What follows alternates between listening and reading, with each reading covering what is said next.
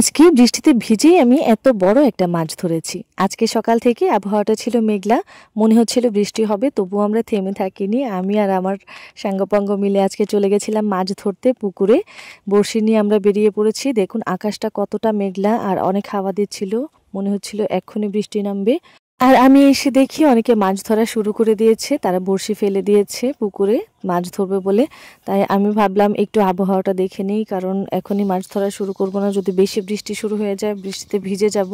ছোট বাচ্চারাও চলে এসেছে বড়শি নিয়ে মাছ ধরবে বলে, সবাই খুব আনন্দ করে মাছ ধরছে। আমিও ভাবছি আজকে মাছ ধরবো। আজকে চলে এসেছি বড়শি নিয়ে মাছ ধরবো বলে। আর এই যে দেখুন হালকা বৃষ্টি শুরু হয়ে গেছে আর চারপাশে অনেক হাওয়া দিচ্ছে। এমন আবহাওয়ায় কিন্তু মাছ ধরতে বেশ মজা লাগবে। আর দেখুন ফসলের ক্ষেতগুলো কত সুন্দর দোল খাচ্ছে। এই সবুজের সমারোহ দেখতে অসাধারণ লাগে। গত ভিডিওতে আমি দেখিয়েছিলাম ধান গাছগুলো অনেক ছোট ছিল, এখন বেশ অনেকটাই বড় হয়ে গেছে। দেখুন ধান গাছগুলো কেমন দোল খাচ্ছে। এই ধান গাছগুলো কিন্তু আরো বড় হবে, তারপর এখানে থোড় আসবে, ধান হবে, সেগুলো আপনাদের সাথে শেয়ার করব। ধান গাছগুলো অনেকটাই বড় হয়ে গেছে আর এখন এই গাছগুলোতে কীটনাশক দিতে হবে, বিভিন্ন ধরনের ঔষধ দিতে হবে, যাতে করে বিভিন্ন ভাইরাস বা পোকামাকড় ধান গাছগুলোকে নষ্ট করতে না পারে, যাতে ফসলটা ভালো হয়। আর এই ধরনের ঔষধ না দিলে কিন্তু ফসল নষ্ট হয়ে যায়, পোকামাকড় বা বিভিন্ন ভাইরাসে ফসল নষ্ট করে দেয়।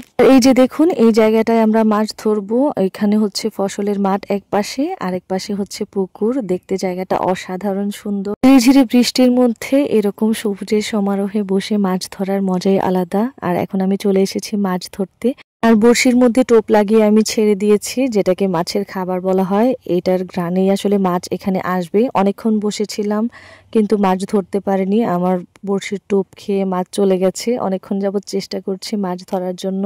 এই যে দেখুন এখন কিন্তু বৃষ্টিটা প্রায় অনেকটাই বেড়ে গেছে আর এই বৃষ্টির মধ্যেই আমরা মাছ ধরছি। আমরা যেখানে বসে আছি সেখানে তেমন একটা বৃষ্টি পড়ছে না, কারণ আমরা গাছের নিচে বসে আছি। এখন আমি আবার টোপ লাগিয়ে দিচ্ছি, কারণ আবার ফেলবো আমি বড়শিটা, চেষ্টা করে দেখবো আবার। বড়শির টোপ হিসেবে অনেক কিছুই ব্যবহার করা যায়, যেমন ময়দা মাখানো, ভাত, পিঁপড়ের ডিম, আরও অনেক মাছের খাবারও রয়েছে সেগুলো।